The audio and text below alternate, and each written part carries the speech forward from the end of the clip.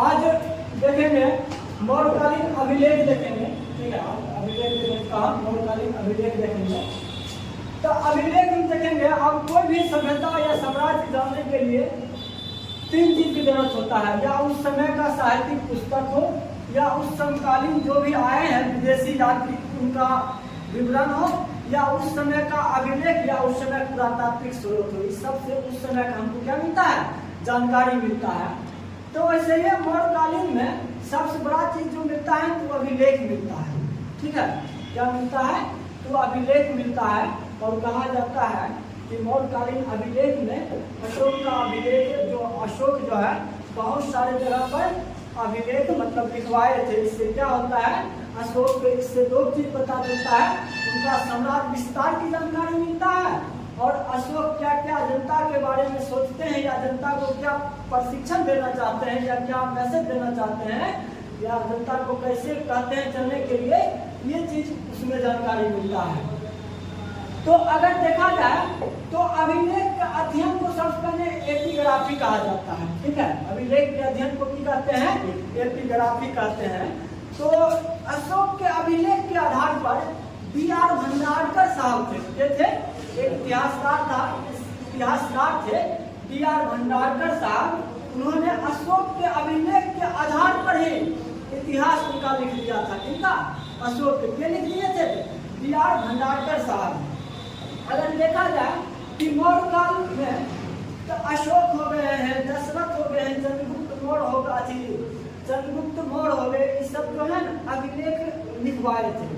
और प्रारंभिक अभिलेख में अगर देखा जाए तो सबसे पहले देखते हैं चंद्रगुप्त मौर्य के समय में कहा जाता है, प्रमाणित है कि वही लिखवाए होंगे, लेकिन सटीक जानकारी नहीं है। एक महास्थान अभिलेख है। ठीक है, महास्थान अभिलेख कहाँ मिलता है, तो बांग्लादेश में मिलता है। एक शाहगौरा अभिलेख है। शाहगौरा अभिलेख कहाँ मिलता है, तो उत्तर प्रदेश के गोरखपुर में शाहगौरा नामक स्थान से एक अभिलेख मिलता है, शाहगौरा अभिलेख। और कहा जाता है मौर्यकालीन अभिलेख में एकमात्र शाहगौरा अभिलेख है जो ताम्रपत्र पर लिखा गया है। ठीक है, ताम्रपत्र पर कहने का मतलब तांबे का एक पत्थर पे जो लेख लिखा गया है उसको ताम्रपत्र लेख कहते हैं। तो कहाँ मिला है, शाहगौरा मिला है। शाहगौरा कहाँ पड़ता है, उत्तर प्रदेश के गोरखपुर के शाहगौरा जगह पे मिलता है।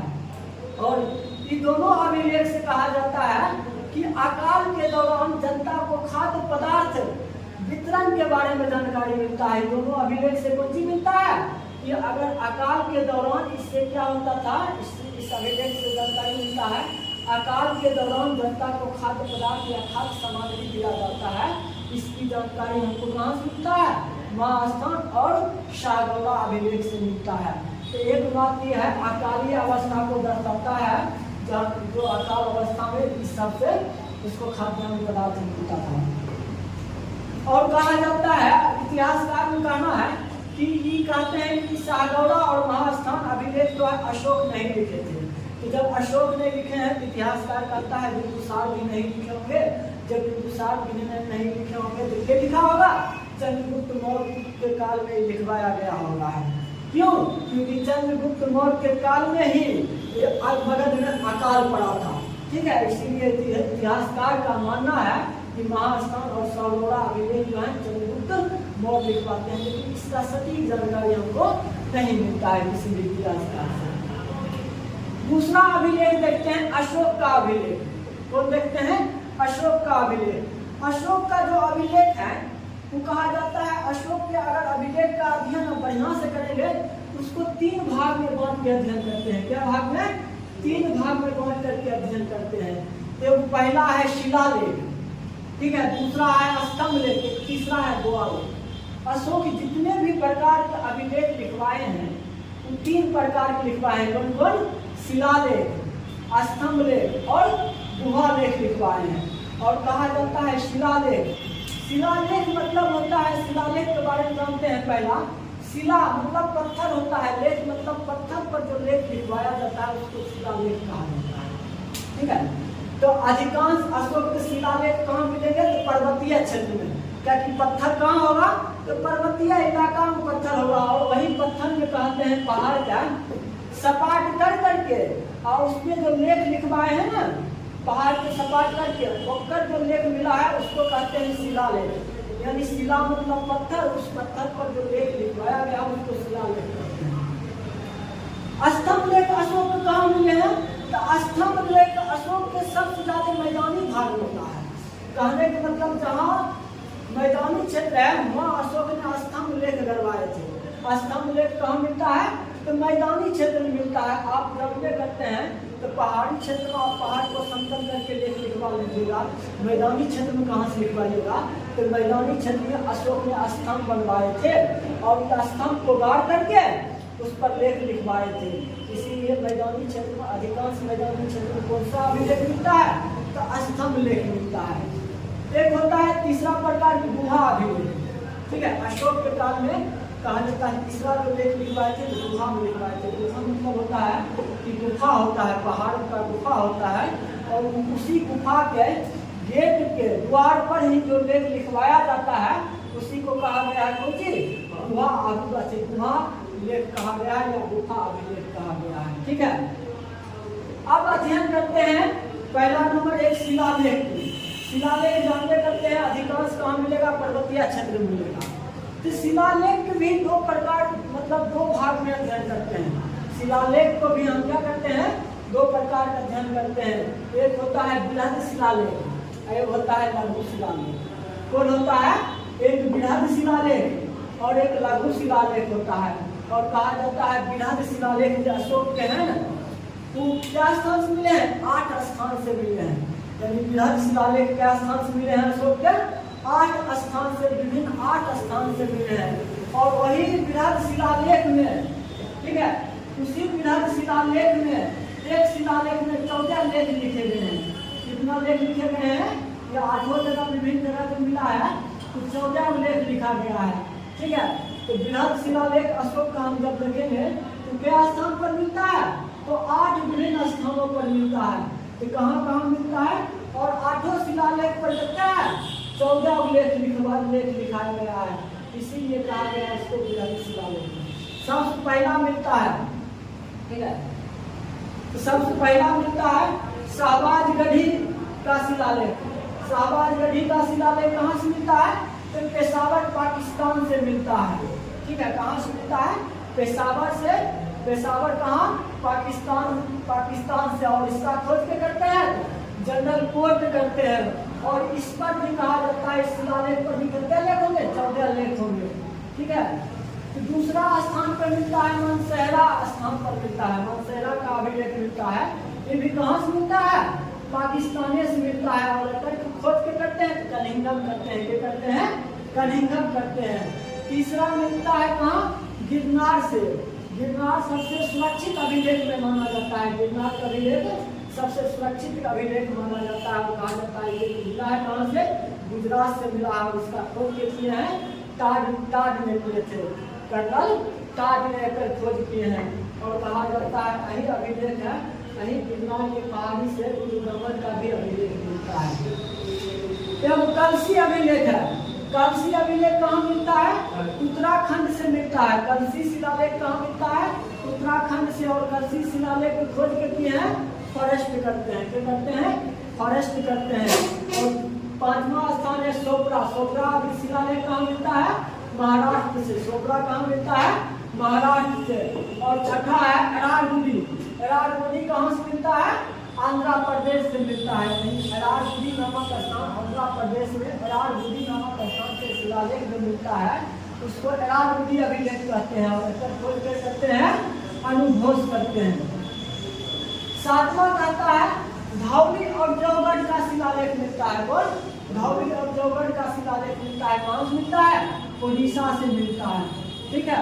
और कहा जाता है जो 8 जगह पर विभिन्न शिलालेख जो मिले हैं उन शिलालेख पर कितना लेख लिखा गया है? 14 लेख लिखा गया है। 14 लेख के बारे में जानकारी लेंगे। सबसे पहला लेख में लिखा गया है जीव हत्या नहीं किया जाएगा। मतलब अशोक कहते हैं कि जो भी जीव हत्या हुआ है अब के बाद कोई भी जनता या स्वयं राजा भी जीव हत्या नहीं करेगा। पहला लेख, प्रथम लेख क्या करता है? जीव हत्या के बारे में बोलता है। दूसरा लेख कहता है, अशोक लिखवाते हैं, दूसरा लेख में लिखवाते हैं कि मानव हो या पशु हो ओकरा के लिए चिकित्सा का व्यवस्था करेगा।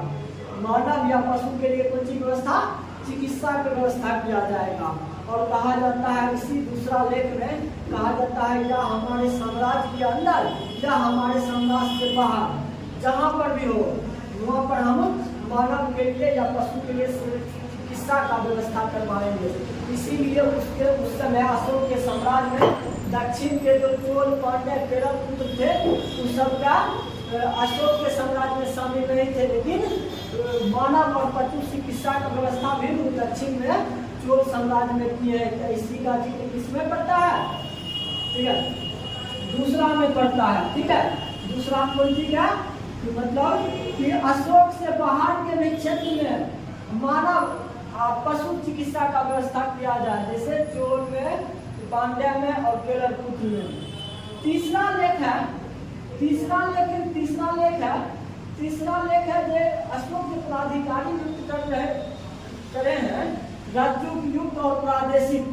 ये कहते हैं जो राजयुक्त है या युक्त है या प्रादेशिक है वो जो भी काम कर रहे हैं ठीक है करते रहे, लेकिन हर एक 5वें वर्ष वो धर्म की दौरा पर जाएंगे, यानी धर्मोपदेश की दौरा पर जाएंगे। तो कौन कहता है? तीसरा लेख में कहते हैं। और चौथा लेख में कहते हैं अशोक भेड़ी घोष को त्याग कर धर्म घोष को अपनाने की बात करते हैं। चौथा लेख में क्या लिखवाते हैं कि धर्म घोष को भेड़ी घोष को त्यागो, तुम धर्म घोष को अपनाओ, क्योंकि भेड़ी घोष से कुछ होने वाला नहीं है हमारी बात से। ठीक है, पांचवा लेख में लिखवाते हैं कि धर्मोपदेश देने के लिए अलग से पदाधिकारी को नियुक्त करते हैं। उनका जिक्र जो किया गया है वो पांचवा लेख में नियुक्त किया वर्णन किया गया है। धर्म महापात्र की नियुक्ति के बारे में कहते हैं। और धर्म महापात्र क्या होते हैं? जो हमेशा धर्मोपदेश देते जाते हैं, उनको धर्म महापात्र कहा जाता है। छठा लेख में कहते हैं कि राजा जो होंगे, राजा हमेशा जनता के बारे में ही सोचेंगे, यानी राजा का सबसे बड़ा काम है जनता को सुख पहुंचाना। सुख पहुंचाने के लिए कुछ भी काम कर सकते हैं। राजा जो होंगे हमेशा जनता के बारे में सोचेंगे। और सातवां लेख में कहते हैं कि अशोक लिखवाते हैं कि हमारे साम्राज्य में जो है विभिन्न धर्म के लोग निवास करते हैं। ठीक है, और विभिन्न धर्म को अपनाते हैं। ठीक है, ये जिक्र करते हैं कि हमारे साम्राज्य में, हमारे सीमा में विभिन्न लोग विभिन्न संप्रदाय के आदमी क्या करते हैं? निवास करते हैं। और आठवां लेख में आप लिखवाते हैं वो यात्रा विहार पर रोकने की बात करते हैं। यात्रा विहार क्या होता है? तो प्रारंभ में राजा क्या करते थे? तो शिकार के लिए जाया करते थे। तो शिकार पर जाना राजा को यात्रा विहार कहलाता था। कौन सी कहलाता है? यात्रा विहार कहलाता है। वही कहते हैं, अशोक लिखवाते हैं कोई भी राजा है यात्रा विहार को रोके और धर्म विहार की यात्रा शुरू करे, यानी धर्म की चर्चा पर यात्रा करे न जाए। राजा भी हैं जो जाए एक दूसरे से मतलब दूसरे जगह तक धर्म का प्रचार प्रसार करे, न कि यात्रा विहार पर कोई शिकार मारने जाए कि हत्या करे। कोई इस चीज को निंदा करते हैं। वो आठवां लेख में लिखवा करते हैं। नौवां लेख कहता है धर्म मंगल की बात करते हैं। धर्म सबसे मंगल वाला बात करते हैं, धर्म सबसे बड़ा चीज होता है। ठीक है, और कहते हैं 10वां लेख में कहते हैं कि लोग क्या अपना जो यश गाथा जो गाया जाता है कि हम ये हैं वो इतना महान है, तो उसी में कहते हैं कि यश और कीर्ति का अशोक उपेक्षा करते हैं। उससे बढ़िया है कि आप धर्म पालन की बात करें। क्या चीज का? धर्म पालन की विरुद्ध बनवाइए, ना कि अपने यश और कीर्ति का गुणगान करवाइए। 11वां लेख में कहता है धर्म दान के बारे में। ठीक है, धर्म दान के बारे में लेख लिखवाते हैं। 11वां शिलालेख कहते हैं। और 12वां लेख में लिखवाते हैं, 12वां पंक्ति अभी लेख में लिखवाते हैं कि राजा जो है अशोक खुद कहते हैं कि हम सेकुलर हैं, हम सभी धर्मों को समान रूप से देखते हैं। ठीक है, वो अपना 12वां लेख में लिखवाते हैं। और 13वां लेख कहता है अशोक के धर्म विजय के बारे में। ठीक है, और ऐसी अच्छी में 13वां शिलालेख या 13वां लेख में कलिंग युद्ध का यानी कलिंग विजय का वर्णन है। इसमें है कलिंग विजय का वर्णन है। और इसी में कहा जाता है अशोक क्या करते हैं? भेड़ी घोष के जगह धर्म घोष अपनाते हैं। और अशोक का इसी में जिक्र है हृदय परिवर्तन का। 13वें शिलालेख में बोलते हैं हृदय परिवर्तन को। और 14वां लेख में लिखवाते हैं वो कि मेरा साम्राज्य अत्यंत विशाल है। ठीक है, वो कहते हैं 14वां लेख कहता है उनका कि मेरा साम्राज्य क्या है, मेरा राज्य अत्यंत विशाल है। ठीक है, ये हो गया, ये जितना है 14 लेख इनका बृहद शिलालेख में जिक्र किया हो गया है। मतलब जो भी है एक शिलालेख और एक शिलालेख में करते हैं, एक शिलालेख में 14 लेख है। यही 14 लेख के बारे में हम जिक्र किए हैं। तो हम जानते हैं कि पढ़े हैं शिलालेख को 2 भाग में बांटा गया है, एक बृहद और एक लघु। इस बृहद वाला पढ़ लिए, अब लघु शिलालेख देखते हैं। लघु में जो इम्पोर्टेंट है वही देखेंगे। जैसे मास्की है, कहा जाता है लघु में मास्की शिलालेख है, सासाराम का शिलालेख है, नेतृत्व गोलन है और भाबरू है। ये सब जो है कुछ महत्वपूर्ण पहले अशोक का नाम पढ़ा गया है। ठीक है, मास्की जो है कर्नाटक में पड़ता है जगह, वहीं से जो शिलालेख लघु शिलालेख मिला है। तो वहीं पर सर्वप्रथम अशोक की पहचान किया गया है।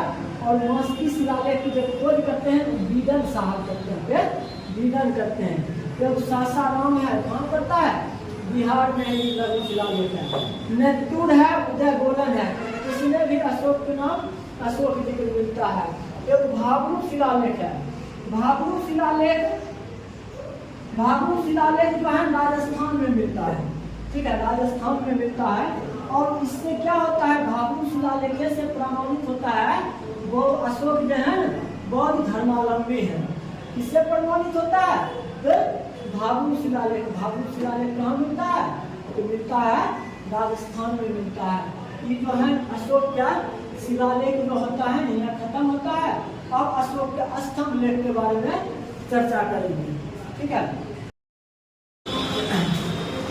उसमें देखे थे अशोक के शिलालेख देखे थे। शिलालेख भी 2 भाग में बांटा गया था, बृहद शिलालेख और लघु शिलालेख। और दूसरा पढ़ेंगे स्तंभ लेख। ठीक है, अशोक का स्तंभ लेख भी 2 भाग में बांटा गया है, एक बृहद स्तंभ लेख और लघु स्तंभ लेख। बृहद स्तंभ लेख कहा जाता है 6 स्थान से मिला है। कहाँ से मिला है, 6 जगह से मिला है। और 6 स्थान पर जो बृहद स्तंभ लेख मिला है, उस बृहद स्तंभ लेख में कितना लेख लिखा है, 7 लेख लिखा हुआ है। क्या लेख लिखा हुआ है, तो 7 लेख लिखा हुआ है। क्या वो 7 लेख लिखा हुआ है। ठीक है, और सबसे पहला में बृहद स्तंभ लेख में आएंगे तो सबसे पहले है दिल्ली टोपरा स्तंभ लेख, यानी दिल्ली टोपरा बृहद स्तंभ लेख। इसमें क्या लिखा हुआ है, लेख तो 7 लेख लिखा हुआ है। और कहा जाता है कि पहले टोपरा था। टोपरा कहाँ पड़ता है, उत्तर प्रदेश में पड़ता है। पहले कहाँ स्तंभ लेख कहाँ था, टोपरा में था। और टोपरा से इसको दिल्ली के बनवाए थे, फिरोज शाह तुगलक मंगवाए थे। क्या मंगवाए थे, फिरोज शाह तुगलक मंगवाए थे। और आइए कहा जाता है दिल्ली टोपरा स्तंभ लेख को सर्वप्रथम जेम्स प्रिंसेप ने पढ़ा था। क्या पढ़ा है, जेम्स प्रिंसेप ने पढ़ा है। कौन, सबसे पहले दिल्ली टोपरा बृहद स्तंभ लेख को पढ़ा है। तो पहले बोल दिए स्तंभ लेख कहाँ मिलेगा, तो मैदानी क्षेत्र में मिलेगा। ठीक है, तो दूसरा है बृहद स्तंभ लेख का दिल्ली मेरठ बृहद स्तंभ लेख। दिल्ली मेरठ, पहले मेरठ में था और इसको भी क्या लाए थे, तो फिरोज शाह तुगलक लाए हैं। क्या लाए हैं, फिरोज शाह तुगलक दिल्ली मंगवाए थे। और कहा जाता है सबसे पहले अगर अशोक के स्तंभ लेख में किसी चीज को खोजा गया था, कहीं दिल्ली मेरठ स्तंभ लेख को खोजा गया था। तो क्या खोजे थे, टीबेन थाईलैंड में खोजे थे। क्या टीबेन थाईलैंड में खोजे थे, कब 1750 में खोजे हैं। इसी को खोजे हैं, कौन जी, दिल्ली मेरठ बृहद स्तंभ लेख को। इसको भी दिल्ली के मंगवाए थे मेरठ से, फिरोज शाह तुगलक मंगवाए थे।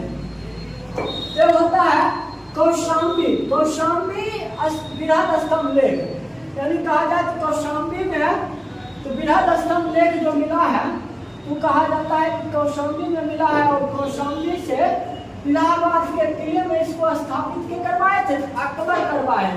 ये जो बृहद स्तंभ लेख कौशाम्बी से था, एकरा अकबर उठा के इलाहाबाद किला में स्थापित करवाए हैं। कौन? कौशाम्बी का बृहद स्तंभ को इलाहाबाद किले में क्या स्थापित करवाया है? अकबर ने करवाया था। और कहा जाता है अगर अगला बृहद स्तंभ लेख देखें तो लाहौरिया अरेराज, लाहौरिया नंदनगढ़ और रामपुरवा, ये सब कहाँ है? बिहार में बृहद स्तंभ लेख है। तो कौन कौन है? लाहौरिया अरेराज, लाहौरिया नंदनगढ़ और रामपुरवा, ये बिहार के पश्चिम चंपारण में अशोक कोची है बृहद स्तंभ लेख है। ठीक है, चंपारण में पड़ता है। अब दूसरा देख लेते हैं तो स्तंभ लघु स्तंभ लेख। ठीक है, कौन? लघु स्तंभ लेख देखते हैं। तो लघु स्तंभ लेख कहा जाता है बहुत है, तो महत्वपूर्ण लघु स्तंभ लेख देखते हैं। एक रुमेनदेही है, रुमेनदेही लघु स्तंभ लेख। ठीक है, ये कहाँ में? नेपाल के तराई में एक गांव है रुमेनदेही। ठीक है, कहा जाता है साठ के नाम से, मतलब साठ मुनि के जगह के नाम से जाना जाता है। जो साठ मुनि को कहते हैं, गौतम बुद्ध को कहते हैं। तो वो जब कहा जाता है जब अशोक यहाँ पर गए थे, तो यहाँ पर जब रुमेनदेही गए थे तो रुमेनदेही में वो क्या काम करते हैं? तो वो करते हैं यहाँ में एक कर चल रहा था, बलि कर। बलि कर को समाप्त कर देते हैं। ठीक है, रुमेनदेही जब गाँव गए थे वो क्या किए? बौद्ध स्थान होने के कारण हुआ क्या जनता कर बलि कर को मुक्त कर दिए हैं और हुआ का राजस्व घटा करके 1/6 से हटा करके 1/8 कर दिए हैं। यानी राजस्व की कर दिए हैं, कम कर दिए हैं। ये सब जानकारी हमको इस सभी लघु स्तंभ लेख में मिलता है। तो रुमेनदेही लघु स्तंभ लेख में मिलता है, इसीलिए रुमेनदेही लेख को आर्थिक स्तंभ लेख भी कहा जाता है। क्योंकि इसका जो है प्रशासनिक न होकर के आर्थिक है, इसमें राजस्व कम करने की बात कहा जाता है और कर को खत्म करने की बात कहा जाता है। एवं निगिलवा है, निगिलवा लघु स्तंभ लेख, ये भी पड़ता है कहाँ? नेपाल में पड़ता है। और कहा जाता है यहाँ पर जब अशोक पहुंचा था तो कनक मुनि का मूर्ति जो होता है, कनक मुनि यानी बुद्धे का नाम था कनक मुनि, उसका जो है 2 गुना करवाता है। ठीक है, ये जो लघु स्तंभ लेख है तो नेपाल में पड़ता है, रुमेनदेही भी नेपाल में पड़ता है। जब दिल्लीवा गए थे अशोक तो यहाँ कनक मुनि जो कि बुद्ध का दूसरा नाम है, उत्तर मूर्ति की 2 गुना करवाते हैं। अब देखिए कौशाम्बी में बृहद स्तंभ लेख भी मिला है और कौशाम्बी में लघु स्तंभ लेख भी मिला है, लघु स्तंभ लेख भी मिला है। और यहाँ जो मिला है लेख, तो इसमें मात्र एक चीज का है, अशोक की एक पत्नी का जिक्र मिलता है। कौशाम्बी के लघु स्तंभ लेख में उसकी एक पत्नी कारुबाटिका का जिक्र मिलता है। तो ठीक, अशोक की एक पत्नी का नाम मिलता है, पत्नी का नाम क्या होता है? कारुबाटिका रहता है। ठीक है, और इसी कौशाम्बी लघु स्तंभ लेख में इनका पुत्र का जिक्र रहता है। पुत्र का नाम कौन सी रहता है? तीवर। ठीक है, ये मिलता है कौशाम्बी के लघु स्तंभ लेख से मिलता है। इसीलिए कौशाम्बी का लघु स्तंभ लेख को रानी का अभिलेख भी कहा जाता है। रानी का अभिलेख भी कहा जाता है। तो कौशाम्बी के लघु स्तंभ लेख क्या इसी में अशोक के पत्नी का जिक्र है, अभिलेख में कारुबाटिका और उसका पुत्र तीवर का। ठीक है, ये हो गया है तो स्तंभ लेख खत्म हो गया। और तीसरा पढ़ेंगे गुहा लेख। ठीक है, तो कौन पढ़ेंगे? गुहा लेख। गुहा लेख में आप जानते करते हैं पहाड़ जो गुफा होता है, चाहे ब्रावर की गुफा हो, नागार्जुनी की गुफा हो, ये गुफा में जो होता है ओकर जो पहाड़ के जो गुफा होता है ओकरा समतल करके जो लेख लिखवाया जाता है ओकरा गुफा कहा जाता है। गुफा अभिलेख जो लिखवाने का काम जो किए हैं और कारण 2 शासक विशेष करके, एक अशोक और दूसरा दशरथ। और दशरथ एक ऐसा व्यक्ति है जो अशोक के भांति अपन उपाधि धारण किया है। अशोक के भांति अपन उपाधि धारण करता है और कहा जाता है अशोक का है बराबर की पहाड़ी। ठीक है, कौन? बराबर की पहाड़ी में 3 गुफा का निर्माण करता है। क्या वो 3 कौन? सुदामा गुफा, कर्ण चौपर गुफा, विष्णु झोपड़ी गुफा। कौन? सुदामा गुफा, कर्ण चौपर गुफा, विश्व झोपड़ी गुफा किस पहाड़ी में? बराबर की पहाड़ी में। और कहा जाता है दशरथ बराबर की पहाड़ी में ये गुफा का निर्माण करवाया है, लोमस ऋषि गुफा का निर्माण। ठीक है, कौन सी करवाया? दशरथ लोमस ऋषि गुफा का निर्माण करवाया। और इसी लोमस ऋषि गुफा का उपनाम दिया गया है वैष्णव गुफा। ठीक है, इसका और नाम है लोमस ऋषि गुफा का नाम है वैष्णव गुफा। क्यों? क्योंकि इसी लोमस ऋषि गुफा में मौलिक वंश अनंत वर्मन का लेख उत्कीर्ण है। अगर आपसे पूछा जाएगा कि मौलिक वंश अनंत वर्मन का लेख किस गुफा पर उत्कीर्ण है, तो लोमस ऋषि गुफा पर उत्कीर्ण है। ठीक है, और कहा जाता है कि जो है गुफा का निर्माण जो है ना, गुफा का निर्माण क्यों करवाए थे? तो गुफा का निर्माण आजीवन संप्रदाय के रहने के लिए बनाए थे। गुफा का जो ये थे ना, कहा जाता है इन चारों गुफा जो है आजीवन संप्रदाय के आदमी को ध्यान दे दिए थे। ठीक है, ये हो गया है गौरकालीन अभिलेख। क्या हो गया है?